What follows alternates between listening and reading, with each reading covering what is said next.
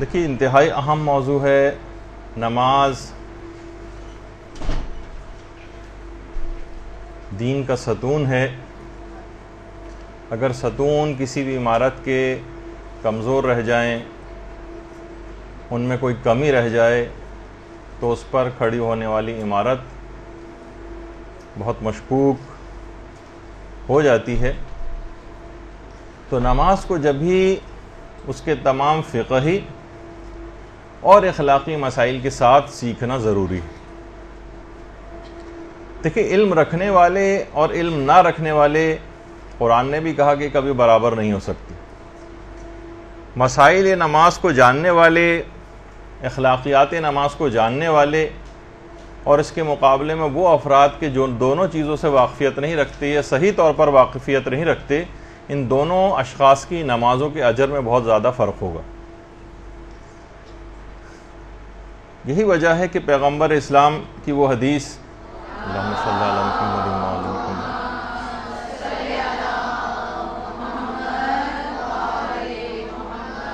کہ عالم کی 2 رکعت نماز غیر عالم کی 70 نمازوں سے افضل۔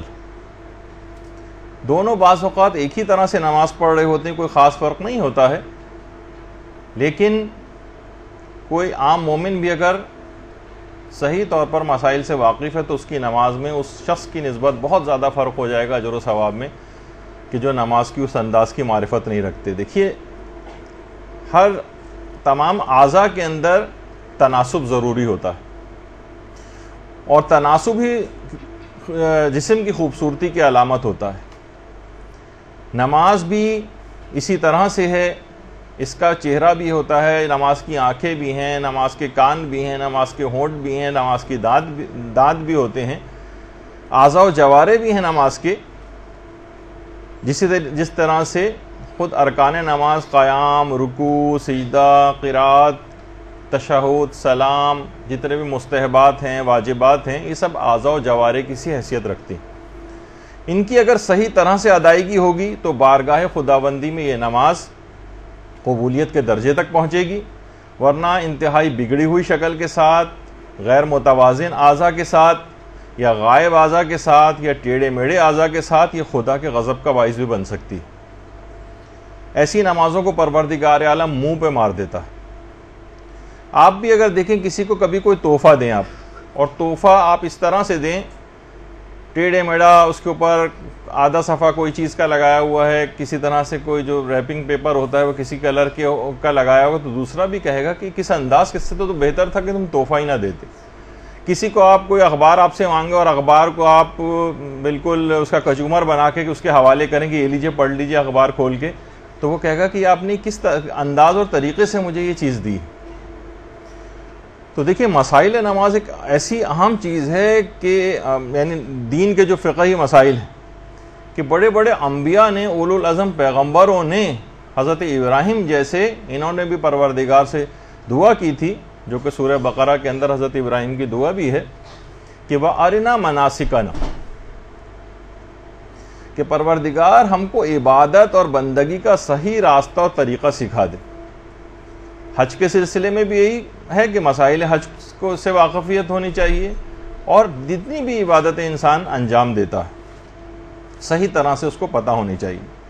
تو تمام مسائل آپ کو سیکھنا ہے۔ معمولی غلطیاں بھی بعض اوقات اس انداز سے مہلک ثابت ہوتی ہیں۔ دیکھیے تھوڑی سی باریک بینی کے ساتھ مسائل کو حاصل کرنا ہوتا ہے۔ لوگ کہتے ہیں بھائی اس سے کیا فرق پڑتا ہے، تھوڑا بہت تو چل جاتا ہے۔ نہیں، دیکھیے 100 قدم کے فاصلے پر اگر ایک خزانہ ہے اور آپ 90 قدم کے بعد جتنی بھی کھدائی کر لیں گے خزانہ ملے گا نہیں۔ اسی طریقے سے فون کے کتنے سارے ڈیجٹس ہوتے ہیں، فون میں کتنے ڈیجٹس ہوتے ہیں، ان میں آپ کہیں کہ بھائی 5 یا 6 یا 7 تو میں نے ملا لیے، مثلا اگر 8 ڈیجٹس ہیں یا 7 ہیں، ان میں سے ایک بھی اگر نہیں ملایا تو فون کبھی مل کر نہیں دے گا۔ چابی کا ایک دندانہ جو ہوتے ہیں، ایک دندانہ بھی اگر اس کا کم ہے یا صحیح طور پر نہیں ہے تو تالا کبھی کھلے گا نہیں۔ یہی وجہ ہے کہ تفسیر المیزان میں علامہ محمد حسین طباطبائی نے سورہ بقرہ کی آیت نمبر 198 کے ذیل میں، جو سورہ بقرہ کی آیت ہے وَأْتُوا الْبُيُوتَ مِنْ أَبْوَابِهَا، کہ گھروں میں دروازوں کے ذریعے آؤ۔ باقاعدہ تفسیر میں یہ بات بیان کی گئی ہے کہ اس کے معنی یہ بھی ہیں جو روایات سے ثابت ہیں کہ ہر کام کو اس کے صحیح طریقے سے انجام دو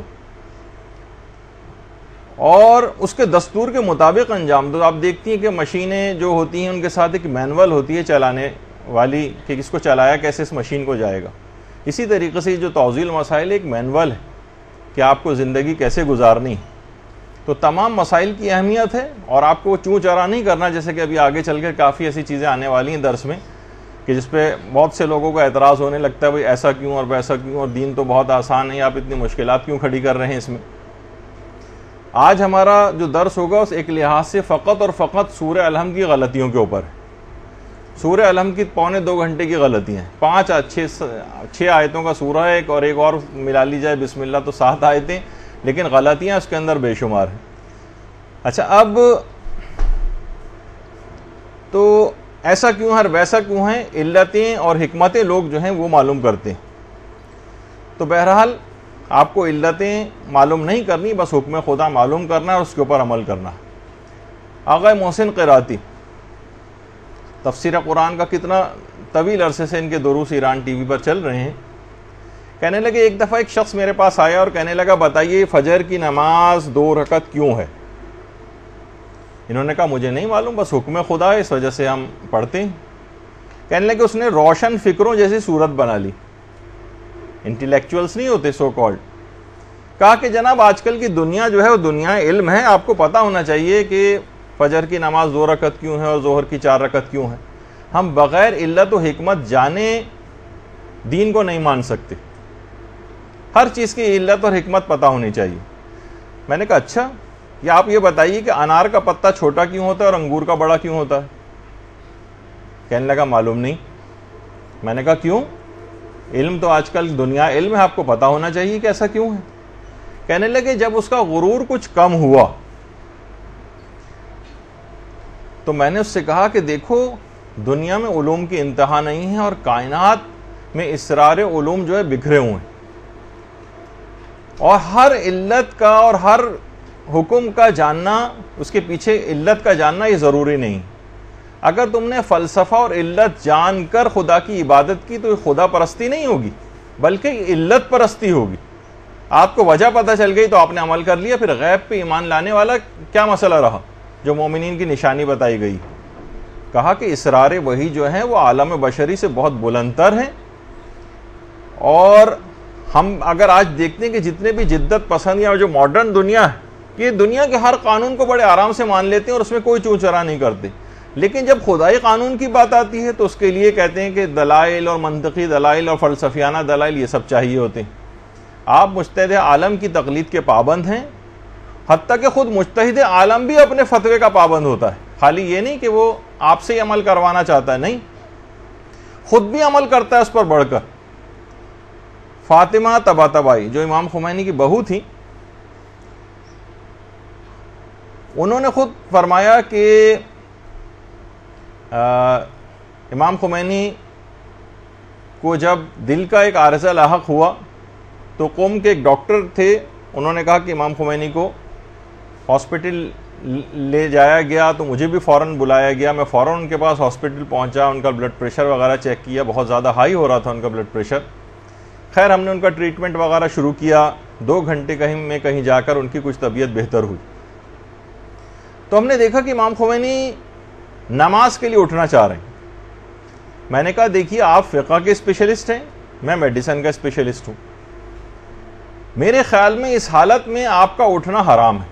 دل کے بہت ساری ایسی بیماریاں ہوتی ہیں کہ جس میں ذرا سی بھی موومنٹ جو ہے وہ بعض اوقات مزید ایگزرشن کا سبب بن جاتی ہے اور مزید اٹیک ہو سکتا ہے.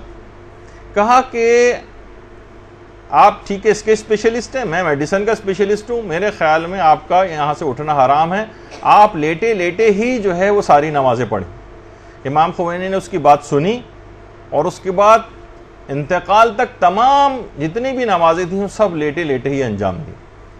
اس طرح سے پابند ہوتے ہیں مسائل شریعت کے. تو صرف اپنے ہی مقلدین کے لیے فتویٰ نہیں ہوتا، خود اپنے لیے بھی ہوتا ہے عمل کے لیے ویسے ہی. یہی وجہ ہے کہ ابان ابن تغلب جو امام کے صحابی تھے وہ فرماتے کہ میں نے مزدلفہ میں امام جعفر صادق علیہ الصلوۃ والسلام کے پیچھے.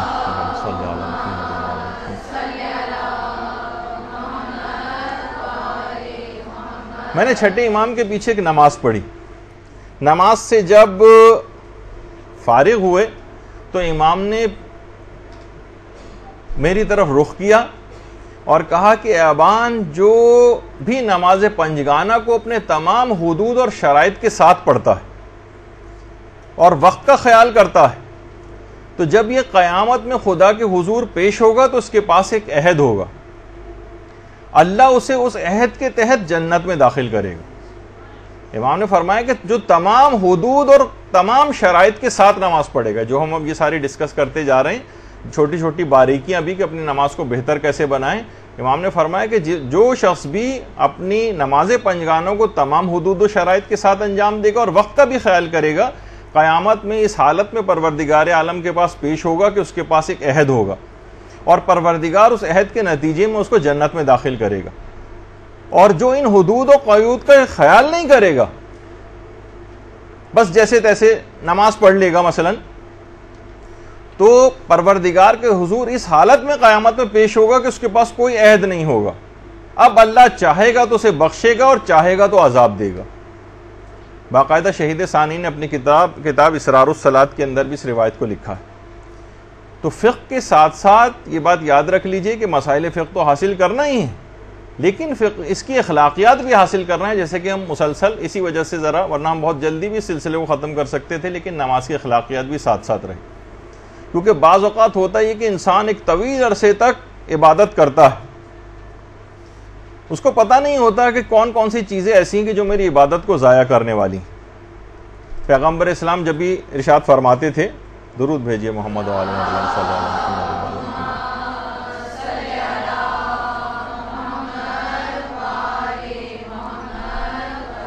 پیغمبر فرماتے ہیں کہ کبھی انسان کو عبادت کرتے ہوئے 60 70 سال گزر جاتے ہیں، لیکن خدا نے اس کی ایک نماز بھی قبول نہیں کی ہوتی. بہت خطرناک بات ہے، انسان کو سمجھنا چاہیے کہ رسول خدا کیا فرما رہے. اور یہی وجہ ہے کہ امام کے ایک صحابی تھے حماد ابن عیسیٰ، امام صادق کے اصحاب میں سے تھے، اور انہوں نے فقہ الصلاۃ میں باقاعدہ حریز ابن عبداللہ سجستانی کی کتاب الصلاۃ جو ہے وہ حفظ کر رکھی تھی. یعنی سمجھے توضیح مسائل پوری حفظ کی ہوئی تھی انہوں نے. اور یہ وہ صحابی تھے کہ 50 سال تک امام کی دعا کے نتیجے میں انہوں نے 50 حج کیے تھے. امام نے ان کو دعا دی تھی کہ پروردگار تمہیں 50 حج نصیب کرے. 50 حج کیے اور ان کی مال اور اولاد میں برکت کی دعا دی تھی. انہوں نے ایک دفعہ 2 رکعت نماز پڑھی، امام اس نماز کو دیکھتے رہے اور پھر ان سے کہا حماد ابن عیسیٰ سے کہ حماد، کتنی افسوس کی بات ہے کہ انسان کے لیے بات کتنی رسوا کن ہے کہ 60 70 سال کا وہ ہو جائے اور 2 رکعت نماز بھی صحیح طور پر ادا نہ کر سکے. تو ایسا نہیں تھا کہ دیکھیے میں نے پہلے بتا دیا کہ ان کی مسائل فقہ کے لحاظ سے نماز میں کوئی کمی تھی، کیونکہ ان کو کتاب حریز ابن عبداللہ سجستانی یہ ان کو زبانی حفظ تھی.